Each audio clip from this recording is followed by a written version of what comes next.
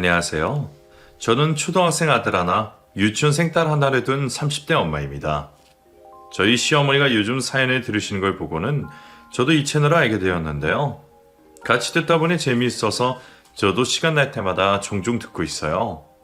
시어머니와 같이 사연을 들으면서 대화도 많이 나누고 있는데 어느 날 어머님이 문득 여기 저희 사연을 보내보라고 하시더라고요. 처음에는 괜한 얘기로 욕먹을까 싶어 망설여졌는데 어머님이 강경하게 바라시니 글을 적어보게 되었습니다. 그러면 제가 무슨 얘기를 전해드릴지 상상해 보시면서 재미있게 들어주시기를 바랄게요.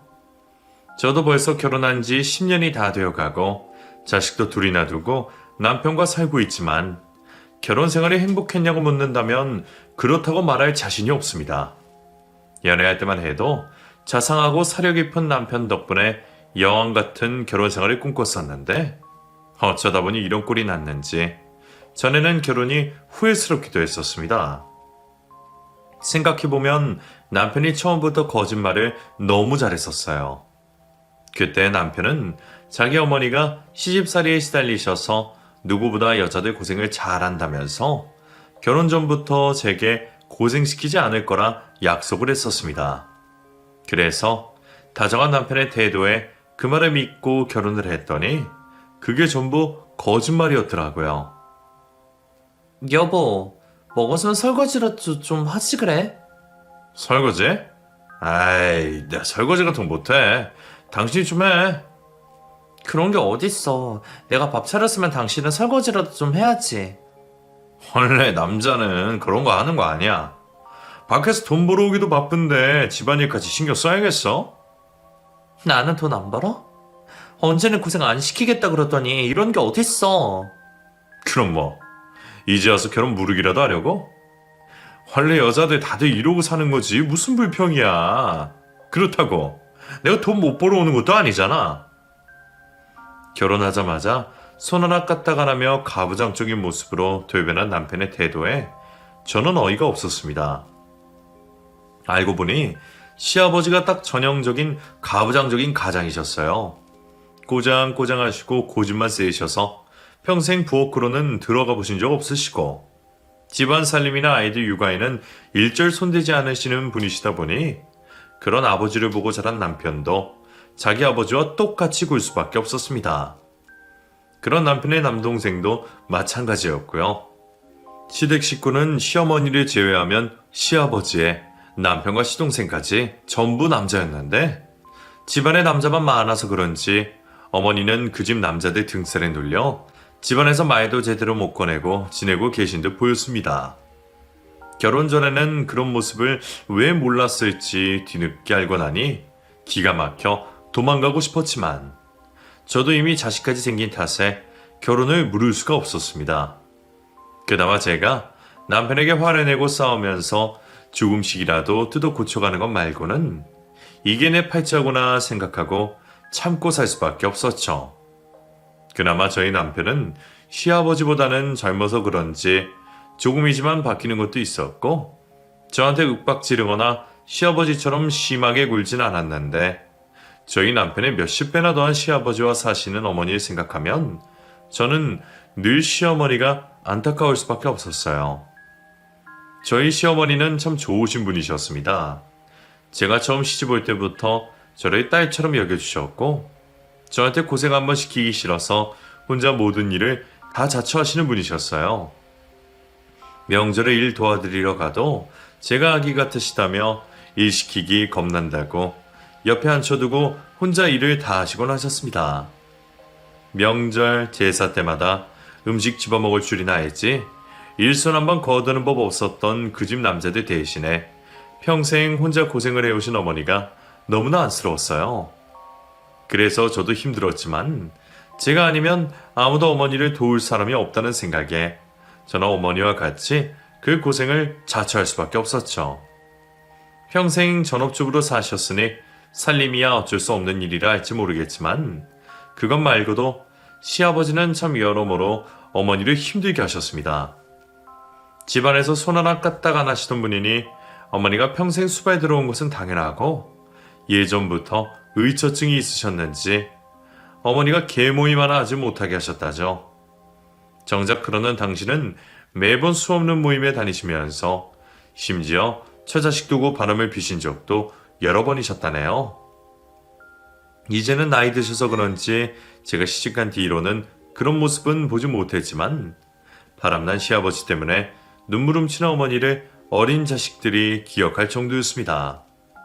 젊어서는 시할머니 시집살이 시달리시고 무심한 남편 두고 혼자 자식 키우며 남편 수발까지 뜨느라 고생이었는데도 어머니는 편히 발 뻗고 주무실 날이 없으셨어요. 시어머니가 고생하신 얘기를 듣자니 제가 들어도 참 너무하시다 싶었는데 다른 식구들은 그런 시어머니 속을 너무 몰라주었습니다. 그렇게 혼자 고생을 참고 사셨던 어머니도 속으로는 언제나 아버님과 갈라서고 싶다는 생각을 하셨었나 봅니다. 자식 때문에 어쩔 수 없이 살았어도 그 자식들 다 키워놓고 장가 보내놓고 나면 어머니도 해방되실 거라 기대하셨던 모양이에요. 그리고 시동생이 결혼을 하자마자 어머니는 정말로 시아버지에게 이혼을 요구하셨습니다. 그리고 그 일로 시댁은 쑥대밭이 되었죠. 어머니도 참 많은 고민 끝에 어렵게 얘기를 꺼냈었을 텐데 시아버지가 그 말을 제대로 듣지도 않고 난리를 피우셨더라고요.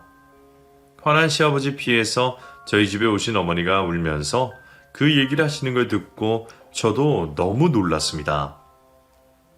내가 이혼하자 그러는 게 그렇게 잘못이냐? 자식들 결혼까지 시켰으니 나도 이제 할 만큼 한 것 같은데 대체 뭘 더 바라는 건지. 내가 도대체 숨을 쉬고 살 수가 없다. 엄마, 그렇다고 대뜸 이혼하자 그러면 어떡해. 섭섭한 게 있으면 대화로 풀어야지. 아버지가 화난 것도 이해되는구만. 그리고 둘이 이혼하면 뭐해. 엄마도 혼자 늙는 것보다는 아버지가 옆에 있는 게 낫지 않겠어? 내가 다른 것 때문에 이러니? 네 아버지랑 같이 살기 싫어서 이러는 거지. 내 나이도 벌써 60이 넘었어. 옛날이면 죽은 날 앞두고 있을 나이 아니냐? 나 평생 네 아버지 수발 드느라 뼈 빠지게 고생했는데 내가 다 늙어서까지 그런 남편 비위 맞추고 살아야겠니? 자식이라도 내 편 들어줘야지. 너는 왜 엄마 속을 몰라주니? 아이, 나도 엄마 걱정해서 그러는 거지. 그러지 말고 적당히 기분 풀고 집에 다시 들어가셔. 아버지한테는 내가 잘 설명해서 앞으로 볼게. 저는 어머니를 이해했지만 남편은 이혼하고 싶다는 시어머니의 말을 가볍게 생각하는 듯 했습니다. 오히려 그 나이에 이혼하면 여자가 더 손해라며 어머니의 이혼을 말리기만 했죠. 그렇게 포기를 하신 듯 한동안 잠잠하셨던 어머니가 몇 년 뒤 추석날 또 다시 이혼 얘기를 꺼내셨습니다. 저번 일 때문인지 아무래도 식구들이 다 있는 자리에서 확실하게 하셔야겠다 싶으셨던 모양이에요. 식구들이 있어서 그런지 아버님도 전처럼 난리를 피진 않으셨지만 절대로 이혼을 못하겠다는 태도는 강경하셨습니다. 저 옆에네 저거 또 저러네. 다 늙어서 너무 많이 들었나? 이혼은 무슨 이혼이야? 그래, 애들이 있는 앞에서 얘기나 한번 들어보자. 니네 엄마가 나더러 이혼하자 그러는데 이게 맞는 거냐? 엄마 왜 또 그래? 오늘 일한 게 힘들어서 그래? 나 언제까지 이 고생해야 하니? 나 정말 혼자 살고 싶다. 나 그냥 혼자 살고 싶어. 제발. 엄마, 그렇다고 지금 며느리들까지 다 있는 앞에서 이게 뭐야? 엄마는 자식들 걱정을 안 해? 자식들 보기 부끄럽지도 않아? 이혼하고 나면 우리도 안 보고 살려고? 엄마, 정말 그럴 수 있어? 다들 적당히 참고 사는 거지. 왜 엄마만 자꾸 그래? 이번에는 시동생까지 난리를 치며 시어머니를 말렸어요. 그런 상황에 결혼한 지 겨우 2, 3년 된 동서는 당연하고 저도 아무 말도 할 수 없이 시어머니 편을 들어드리지 못했습니다. 시아버지는 그런 아들들의 태도에 더 힘이 실리셨는지 이혼을 하려면 맨몸으로 나가라며 어머니를 협박하자 하셨죠. 결국 그날의 어머니의 이혼 소동도 그렇게 흐지부지 되었고 그 후로 어머니는 그냥 현실에 안주하시는 듯 조용히 지내시고 계셨습니다. 그리고 얼마 뒤 어머니가 아니라 시동생이 결혼 4년 차에 결국 이혼을 하고 말았어요. 자세한 이야기는 못 들었지만 동서도 가부장적인 시동생 때문에 힘들어했으니 제가 이혼의 이유를 모를 것 같지는 않았어요. 그래도 그 집은 애가 없을 때 이혼했으니 차라리 잘 된 게 아닌가 싶었죠. 하지만 저는 그 사이 둘째를 낳았고 동서와 달리 애가 둘이다 보니 이혼 생각은커녕 그냥 현실에 안주하며 살 수밖에 없었어요. 그렇게 동서까지 이혼을 하고 나간 뒤로 저는 식구 중 유일하게 시어머니를 이해하며 어머니를 더욱 신경 쓸 수밖에 없었습니다. 그 사이 더 늙으신 어머니는 여기저기 아프신 데도 많았고 여전히 시아버지 때문에 힘들어 보이셨어요. 그래서 저도 어머니에게 더 짐을 지우고 싶지 않았지만 저도 일을 다니다 보니 가끔씩 피치 못하게 시댁에 아이를 맡겨야 하는 상황이 생기곤 했습니다. 어린이집에 일찍 보내기는 했지만 가끔 변수가 생기곤 했으니까요. 막내딸 낳기 전에는 자기가 도와주겠다며 싫다는 사람 꼬셔놓고는 정작 낳고 나니 자기는 일하느라 바쁘다며 모른 척하는 남편 때문에 늘 저만 혼자 애달고 조바심이 나야 했죠. 그때도 하필이면 어린이집에 수도관이 터졌는지 보름 동안이나 어린이집이 휴원한다는 소식에 또 저 혼자 걱정이 많았습니다. 너무 갑작스러워서 회사에 말을 꺼낼 수도 없는 상황에 도저히 맡길 곳을 구할 수밖에 없었거든요. 급할 때 부탁할 수 있는 친정이라도 가까이 있었더라면 몇 번 죄송하다 하고 억지로라도 맡겼을 텐데 지방에 계신 친정 부모님께 아이를 맡길 수도 없고 그렇다고 안 그래도 혼자 고생하시는 시어머니께 맡기자니 그것도 참 염치가 없었어요. 가뜩이나 요즘 여기저기 아프시다며 병원 다니시는 어머니에게 손 많이 가는 어린아이를 보내려니 그 말 꺼내기가 힘들어서 곤란하더라고요. 그런데도 남편은 아무 생각이 없는지 겨우 며칠인데 그냥 시댁에 맡기라며 속편한 소리를 하고 있었어요. 뭘 그렇게 고민해? 그냥 엄마한테 봐달라고 하면 되지. 어차피 엄마 하루 종일 집에 있잖아. 당신은 무슨 말을 또 그렇게 해. 어머니가 하루 종일 집에 계신다고 한가하신 줄 알아? 안 그래도 아버님 챙기느라 하루 종일 쉴 틈 없으신 분인데. 에휴, 거기다 애 맡기는 게 쉬운 일이야? 게다가 어머님 요즘 여기저기 아프시다고 병원 다니시잖아. 그런데 내가 어떻게 염치 없이 아영이 부탁까지 드리냐고. 그냥 당신이랑 나랑 조금씩 짬내서 애 챙기면 안 될까? 내가 오후에 나가고 당신이 좀 일찍 퇴근하고. 말이 되는 소리를 해. 그렇게 하다가 둘 다 잘리고 싶어서 그래? 차라리 당신이 휴가라도 쓰던가. 나는 뭐 회사 눈치 안 보여? 아, 그럼 진짜 어떡해.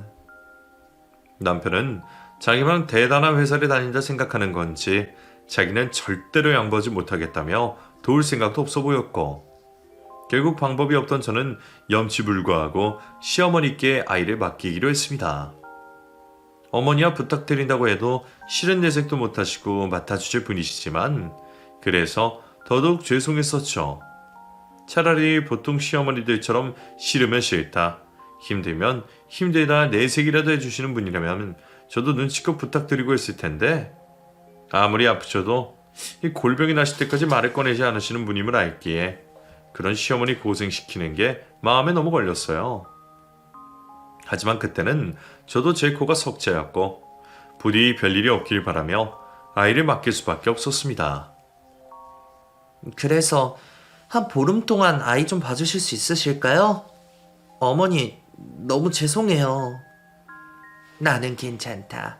어차피 나가는 데도 없고 집에서 살림만 하는데 뭘. 그러면 한동안 어린이집 못 가서 아이가 심심하겠네. 안 그래도 어머니 요즘 병원 다니신다는 얘기 들었는데 제가 이러면 안 되는데 정말. 저도 어디 달리 부탁할 곳이 없어서요. 그래도 제가 출퇴근 시간 조정했으니까 점심때부터 저녁 시간까지만 봐주시면 돼요. 그것도 죄송하긴 한데 참 저도 염치 없는 며느리네요. 아유, 괜찮대도 아영이도 다 커서 힘들 것도 없는데 뭐. 그냥 나랑 둘이 밥 맛있게 먹고 놀고 있으면 되겠지. 애미 너는 걱정 말고 일 나가 봐라. 그렇게 저는 보름간 시어머니께 아이를 맡기기로 했고 저는 회사 눈치와 시댁 눈치를 번갈아 보며 마음이 영 편하지 못했습니다. 그 와중에도 남편은 아무 걱정도 불편함도 없이 늘 다름없는 일상을 살아가고 있었죠. 그런 모습을 보니 또 애써 잠재웠던 화가 스멀스멀 올라오는데 정말 마음 같아서는 확 들이받고 이혼이라도 할까 싶은 생각도 들었어요. 어차피 같이 살아도 나 혼자 애들 케어하고 혼자 고생하는 것 같은데 이혼을 해도 안 해도 대체 뭐가 다른가 싶은 생각이 종종 들더라고요. 물론 애들 때문에라도 이혼은 못하겠지만 남편이 그럴 때마다 이혼 생각이 드는 건 어쩔 수 없었습니다. 그렇게 시댁에 아이를 맡긴 지 며칠째가 지났을까요? 말이 유난히 느렸던 5살 막내딸이 시댁에 다녀온 뒤로 이상한 소리를 중얼거리는 겁니다. 할미 죽겠다. 할미 죽겠다. 아영아, 그게 무슨 말이야? 할머니가 뭐? 할머니? 할머니가 힘들어 죽겠다. 자꾸만 할머니가 죽겠다며 이상한 소리를 중얼거리는 아이의 말에 저는 순간 섬찟한 생각이 들었어요. 아이가 뭘 잘못 들었는지 무슨 말을 듣고 그러는지 모르겠지만 어떤 의미로도 죽겠다는 말은 좋게 들리지가 않았으니까요. 하지만 그런 일이 처음이었기에 그때는 저도 별 생각 없이 넘어가게 되었습니다. 그런데 그 다음날에도 아이가 이상한 말을 중얼거리고 있었어요. 아영아, 오늘 할머니랑 재밌게 잘 놀았어? 할머니가 맛있는 거 해주셨어? 지겨워. 할미 지겨워. 어제 했던 죽겠다는 말도 그렇고 가르친 적도 없다는 지겹다는 말까지 하는 딸아이의 중얼거림을 듣게 된 저는 아무리 생각해도 이상한 기분을 지울 수가 없었습니다. 제가 여태 알고 지낸 어머니가 아이에게 괜히 이상한 소리를 하실 분은 아니었지만 또 한편으로는 제 스스로 죄책감 때문에 제가 시어머니에게 아이를 맡긴다고 고생을 시켜서 어머니가 뒤에서 그런 한탄을 하신 건가 싶은 생각이 들었습니다. 결국 머리가 복잡했던 저는 아이의 중얼거림의 원인이 뭔지 알고자 남몰래 아이 옷에 작은 녹음기를 숨기게 되었어요. 사실 예전에 딸아이 걱정에 혹시나 싶어 사두었던 소형 녹음기가 있었거든요. 아들만 키우던 제가 딸아이를 낳고 나니 괜히 노파심이 생겨서 딸이 밖에서 놀다가 무슨 일이라도 생길까봐 사두었던 녹음기였는데 제 스스로도 과하다 싶어 사놓고 처박아두었던 물건이었습니다. 그런데 그 한 번도 쓴 적 없던 그 녹음기를 그렇게 쓰게 될 줄은 저도 정말 몰랐네요. 시어머니를 의심하기도 양심에 찔렸지만 며느리로서 아이 엄마로서 여러모로 걱정되는 마음에 그렇게 일을 벌이게 되었죠. 그렇게 다음날 저는 아이의 옷에 녹음기를 달아 시댁에 보냈고 저녁에 아이를 데려온 제가 다른 식구들이 모두 잠든 시각 혼자 그 녹음기를 확인해 보게 되었습니다. 그때까지도 설마 별일 아닐 거라 생각하면서도 혹시 무슨 일이 있는 건 아닐까 걱정되는 마음에 두근거리는 마음을 쉽게 진정할 수 없었어요. 그렇게 떨리는 마음으로 녹음기를 재생한 순간 저는 그 속에 녹음되어 있던 내용을 듣고 너무나 놀랄 수밖에 없었습니다. 요즘에는 녹음기 성능이 좋은지 너무 선명하게 녹음되어 있는 시어머니의 전화 통화를 확실히 들을 수밖에 없었어요. 아유, 이번 주는 안 된다니까요. 지금 제가 손녀를 봐주고 있어서요. 또 가족들 때문에 고생하는 겁니까? 고생이라뇨. 며느리가 애 맡길 곳이 마땅치 않았어. 저한테 사정사정을 하는 걸 어떻게 해요? 그래도 여사님 생각도 좀 하셔야죠. 요즘 몸도 안 좋으신데 안 좋은 몸에 너무 무리하신 건 아닌지 참 염려스럽습니다. 아니에요. 제가 하루 이틀 이렇게 산 것도 아니고 저는 익숙합니다. 뭐 제 팔자가 그런 거겠죠. 그래도 애들 아빠 뒤치다거리 하는 것보다야 손녀 봐주는 게 낫죠. 애가 순해서 힘들진 않아요. 그래도 계속 그렇게 사시는 거 답답하지 않으세요? 누군지 모르겠는 의문의 남성분과 통화를 나누시는 듯한 어머니는 순간 답답하지 않냐는 상대편의 물음에 한참 동안 침묵을 지키셨습니다. 그리고 한참 만에야 식구들 누구에게도 하신 적 없던 이야기를 꺼내셨죠. 답답하지 않다 하면 거짓말이겠죠. 사실 저도 사람인데 힘든 걸 어떻게 모르겠어요. 평생 이 고생을 하고 참고 살았는데도 여전히 숨쉬고 싶고 행복해지고 싶은 마음이 있죠. 근데 제 인생이 이런 것을 어쩌겠나요? 남편은 나를 놔줄 생각도 없고 자식들도 내 편 하나 없으니 그냥 참고 살 수밖에요. 가끔은 정말 다 버리고 도망이라도 가고 싶지만 용기가 없네요. 여사님, 왜 매번 참고만 사십니까? 자식들도 다 키워놨고 이제 살 날도 얼마 안 남았는데 대체 언제까지 그렇게 가족 위해서 희생만 하실 거예요? 저도 그 마음 모르지 않지만 모르지 않기에 더더욱 이렇게 말씀드리는 겁니다. 우리한테는 시간이 많이 없잖아요. 우리 나이에 남은 날이 얼마나 있겠습니까? 정말로 당장 내일 떠나더라도 이상할 거 없는 시절이지 않습니까? 알아요. 나도 내 인생이 너무나 안타깝고 남은 인생이 아까워요. 그래서 지금도 이러면 안 되는 거 알면서 사장님이랑 통화를 주고받고 있잖아요. 하지만 제 분수에 이것도 과한 욕심인 것 같네요. 대체 무슨 대화인지 모르겠지만 두 분은 정말 진중하게 삶의 안타까움에 대해 토로하고 계셨습니다. 얘기 중간중간 시어머니가 고생한 일을 나누시는 걸 듣다 보니 아이가 중얼거린 말이 이해되어 괜히 더 죄송스럽기는 했지만 그 얘기를 들으면서도 대체 아이가 했던 말이 정확히 무슨 뜻이었는지는 알 수 없었죠. 그 통화를 듣다 보니 저는 또 다른 고민거리가 생기게 되었습니다. 어머님의 지인분들과 통화를 하시는 게 이상한 일은 아니었지만 평생 의처증 시아버지에게서 시달리신 어머님에게서 남자 지인분이 있으셨나 싶더라고요. 그 생각에 미친 저는 그제서야 두 분의 대화가 달리 들릴 수밖에 없었습니다. 그래도 사장님 덕분에 저는 요즘 살맛이 납니다. 날 이렇게 걱정해주는 사람도 사장님 말고는 없는 것 같네요. 자식들 둘이나 키워보고 평생 남편 수발 들어봤자 내 아픈 뭐 한번 챙겨주는 사람 없었는데 내가 뭐라고 이렇게 신경 써주시고 같이 수행해 주실까 싶어서 고맙고 감사한 마음이에요. 우리가 무슨 사이라고 말은 못하겠지만 그래도 서로 마음 통하는 좋은 친구일 거라 생각해요. 그러니까 우리도 이렇게만 합시다. 이 여사님, 제 마음이 어떤지는 여사님도 잘 아시지 않습니까? 그러니까 여사님도 행복을 위해서 조금 용기를 내주세요. 아무래도 시어머니가 그 남성분과 친구 이상으로 가까운 정을 나누고 계신 듯 보였습니다.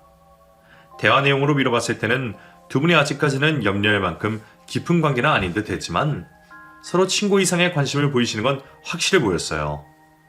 생각지도 못한 어마어마한 진실에 저는 까무러칠 수밖에 없었죠.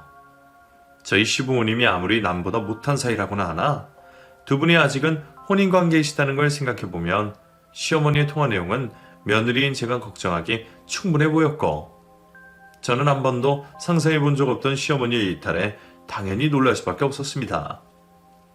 평생 가족밖에 모르고 남편에게 구박당하시면서도 가족을 위해 참고 사셨던 어머니가 이제 와서 그런 일탈을 하실 줄은 정말 생각해본 적이 없습니다. 이걸 외도라고 할 수 있는 건지는 몰라도 정신적 외도도 외도라면 어머니는 정말 큰일을 벌이신 거였죠. 게다가 이 일을 시아버지가 알게 되기라도 하신다면 어떻게 될지 이전과는 비교도 할 수 없는 난리가 나는 건 아닐까 싶어 너무나 걱정스러울 수밖에 없었습니다. 그래서 처음에는 놀란 마음에 시어머니에게 당황스러운 마음도 들었지만 저는 이내 그런 시어머니에게 안타까움을 느낄 수밖에 없었습니다. 제가 몰랐으면 몰라도 그동안 시어머니가 어떻게 살아오셨는지 알고 있는 이상 시어머니가 당장 나가서 다른 남자와 살림을 차리더라도 저는 그런 시어머니를 탓할 수가 없었어요. 오죽하면 죽어서라도 시아버지와 헤어지고 싶다고 하셨던 시어머니였는데 그런 시어머니를 끝까지 괴롭히며 놔주지 않으신 건 시아버지였으니까요. 그래서 저는 그런 시어머니를 진작 놓아주지 않으신 시아버지가 되려 원망스러웠지 시어머니에게 잘못을 따져 묻고 어머니의 치부를 들추고 싶은 생각은 전혀 들지 않았죠. 다른 자식들은 몰라도 며느리인 저는 그럴 수 없었어요. 그래서 저도 처음에는 그 일을 묻어놓고 함구하려고 했습니다. 그렇다고 어머니가 더 큰 일을 저지르실 만한 분도 아니었고 그렇게 가끔 위로받으시다가 말 거라 생각하기나 했었어요. 그래서 저 하나만 모른 척하면 어머니도 면 구겨지실 일 없이 무사하실 거라 생각하며 비밀을 지켜드려야겠다 생각했죠. 그런데 그날 녹음된 내용을 전부 들으면 들을수록 제가 모른 채 하는 게 맞는가 싶은 생각이 들더라고요. 충격적인 통화 내용 외에도 녹음 속 어머니는 이따금 푸념을 하시든 지겨워하며 한수 섞이는 혼잣말을 되뇌이시곤 하셨습니다. 처음에는 괜히 아이를 맡겨서 내 탓을 하시는 건가 싶었지만 시어머니와 그분의 통화 내용을 돌이켜보며 비로소 그 말의 의미를 알아차릴 수 있었습니다. 그리고 이제는 어머니에게 정말로 시간이 많이 남지 않다는 걸 뼈저리게 느낄 수 있었죠. 어머니도 벌써 70이 다 되어 가시는데 이제 살 날이 얼마나 남으셨을지 저는 가늠할 수 없었습니다. 운이 좋다면 몇십 년 더 사실 수 있겠지만 지금처럼 두 발로 멀쩡히 걸어다실 나는 얼마나 오래될 수 있을까 하는 생각이 들더라고요. 그걸 어머니 본인이 가장 잘 알고 계실 텐데 얼마 남지 않은 인생을 여전히 가족에게 매여 사셔야 하는 시어머니의 삶이 너무나 비참하게 생각되었어요. 그런 시어머니의 삶을 돌이켜보았던 저는 그 일을 함구하는 것이 어머니를 더욱 괴롭게 만드는 게 아닐까 생각했어요. 낳은 자식도 몰라주는 여자의 삶이라면 같은 여자인 제가 어머니의 한해 대신 풀어드려야겠다 생각했죠. 그렇게 저는 한참 동안 고민을 하고 생각을 정리한 뒤에야 시어머니를 찾아뵐 수 있었어요. 그날 하루 어렵게 월차를 냈던 저는 아이를 작은 방에 재워둔 뒤 시어머니와 조용히 대화하는 시간을 가지게 되었습니다. 생각해보니 그동안 어머니를 알고 지내면서 막상 이렇게 단둘이 있던 시간은 그리 많지 않았구나 싶더라고요. 둘이 있을 때면 늘 주방에서 일을 하고 정신없이 바쁘게 움직이느라 말 섞을 여유도 없었으니 말이에요. 어머니, 그동안 아영이 봐주셔서 정말 감사해요. 어머니 아프신 거 뻔히 알면서 거절하지도 못하실 부탁드리는 거 저도 참 염치가 없다 생각해요. 또 왜 그러니? 나 정말 괜찮다니까 그래도. 저 정말 좋은 며느리는 못 된 것 같아요. 그동안 어머니가 얼마나 고생하는지 알면서도 편 한 번 제대로 못 들어드리고 저도 제 코가 석자라며 어머니 고생하는 거 모른 채 했던 것 같네요. 나 정말 괜찮다니 그래. 애미야, 너 갑자기 왜 그러니? 너 설마 또 애비랑 싸웠니? 그래서 속상해서 이러는 거야? 아니에요. 저 때문이 아니라 어머니 때문에요. 어머니와 허심탄회하게 얘기를 나눠봐야겠다 생각하고 찾아가면서도 막상 어머니 얼굴을 뵈니 얘기가 쉽게 나오지 않았습니다. 이상하게 말보다도 울음이 나올 것 같아서 저도 한참이나 숨을 골라야 했죠. 그렇게 한참 망설이다가 어머니의 비밀 얘기를 조심스럽게 꺼낸 저는 제가 비밀을 알았다는 것을 아시고 당황스러워하시는 시어머니의 얼굴을 마주할 수 있었습니다.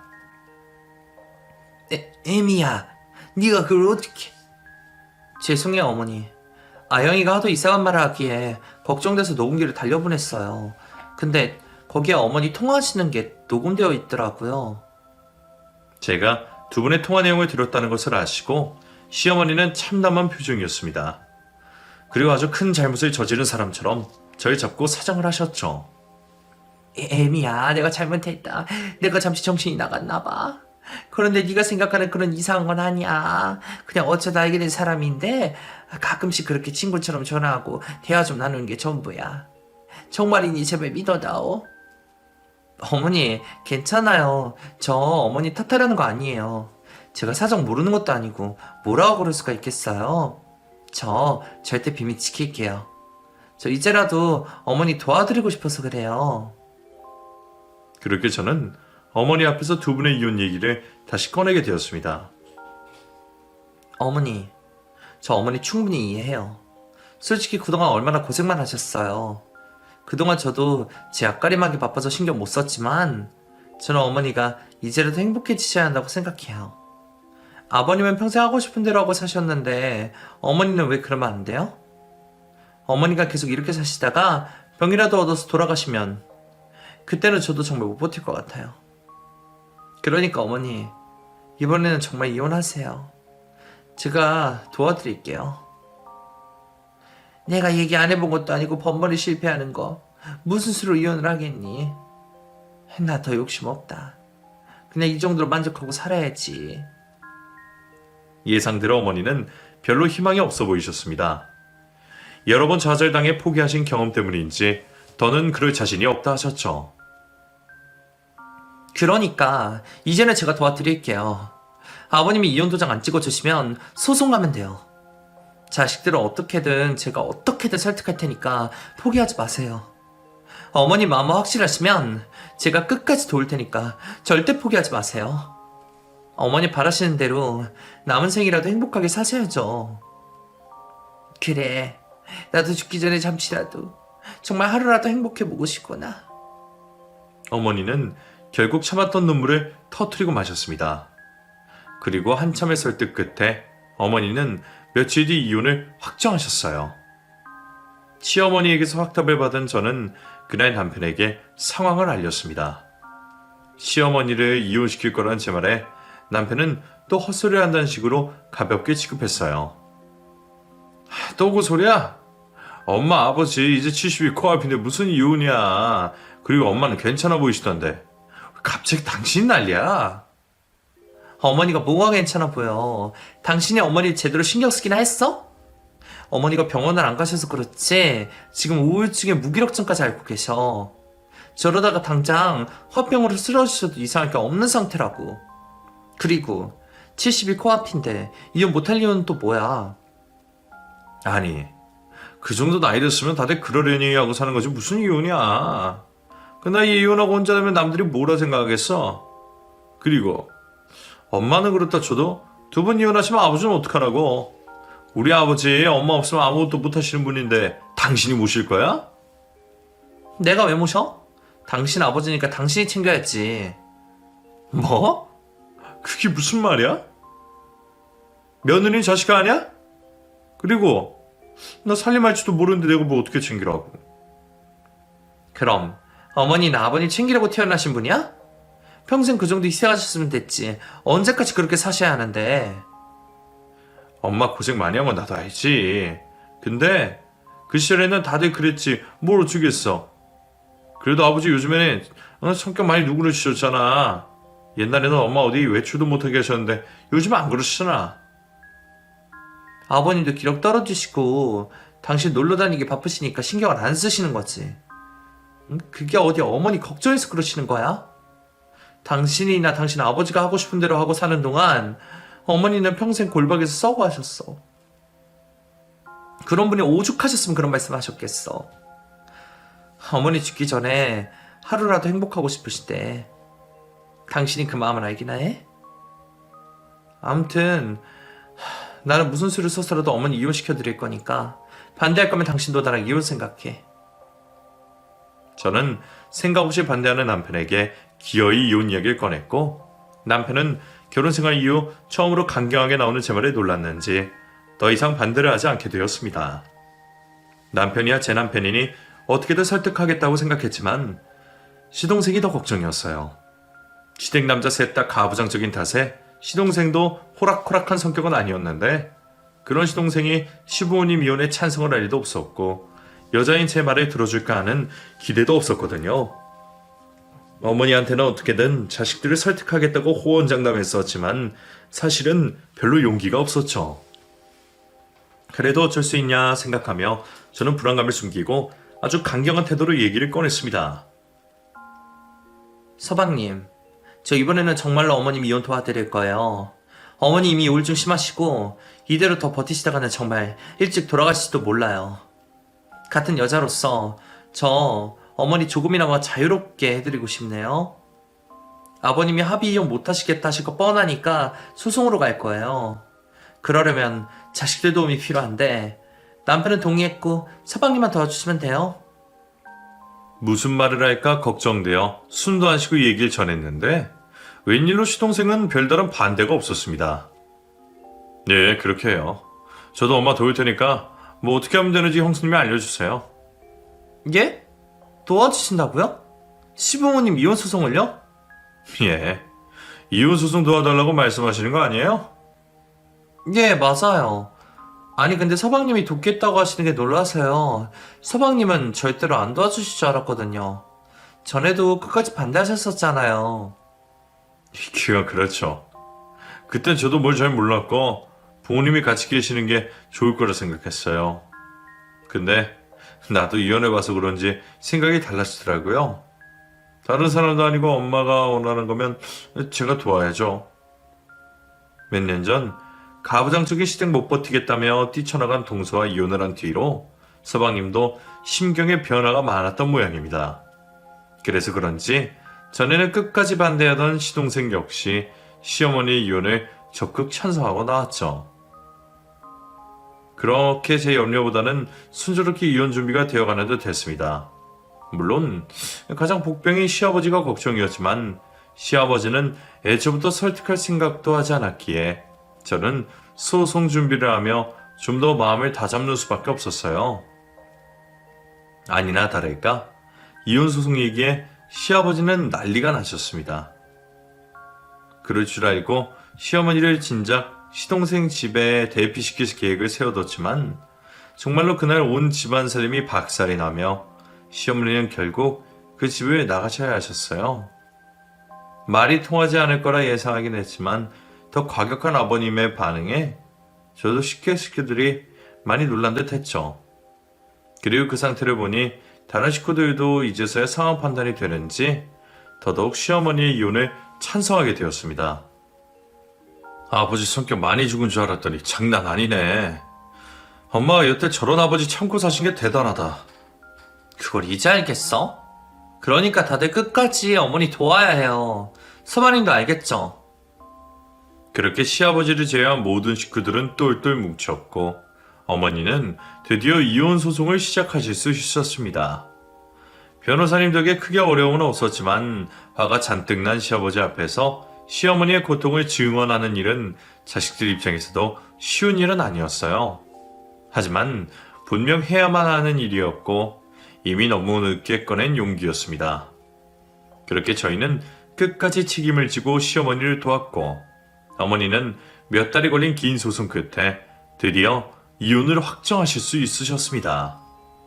혹시 모를 상황에 대비해 저희는 시아버지에게 어머니의 소식을 전하지 않았고 몇 달간 씩씩거리던 아버님은 도망간 마누라가 필요 없다는 태도로 마지못해 이혼을 받아들이신 듯 하셨습니다.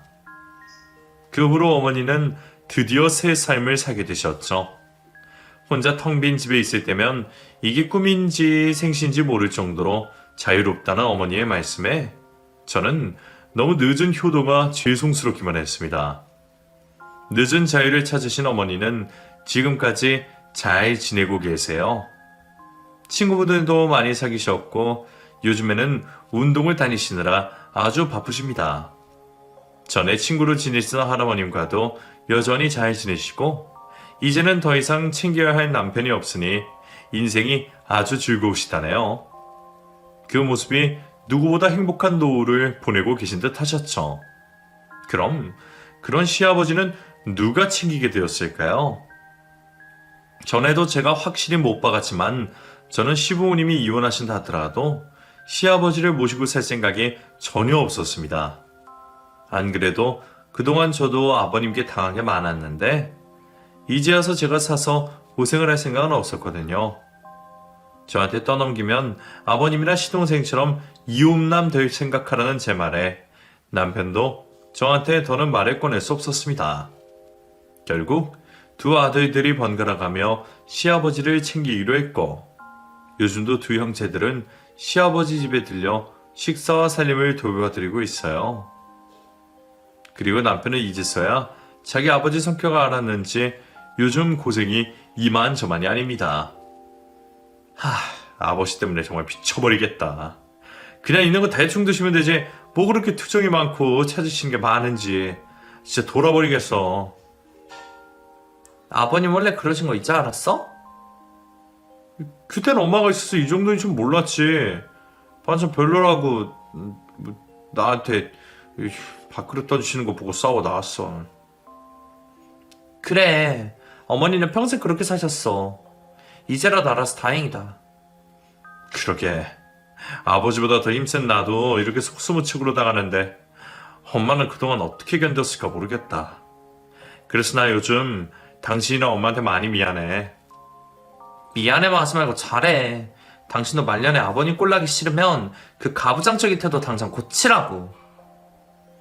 이미 집안에 이혼한 식구가 둘이나 돼서 그런지 남편은 그 후로 아주 바짝 긴장해서 살고 있습니다.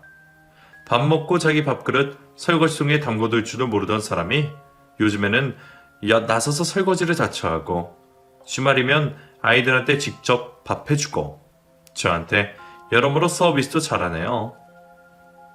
포기했던 남편이 점점 변하는 모습에 저희 사이도 더 좋아졌고 저도 남편을 한 번 더 믿어보려 생각합니다. 이미 이혼당하신 아버님은 얼마나 더 걸려야 바뀌실지 모르겠지만 아버님도 이제 더 기댈 곳이 없으시니 바뀌실 수밖에 없겠죠. 그럼 저희 집 여자들이 드디어 해방된 것을 같이 축하해 주시기를 바라며 이만 글을 마치도록 하겠습니다. 감사합니다.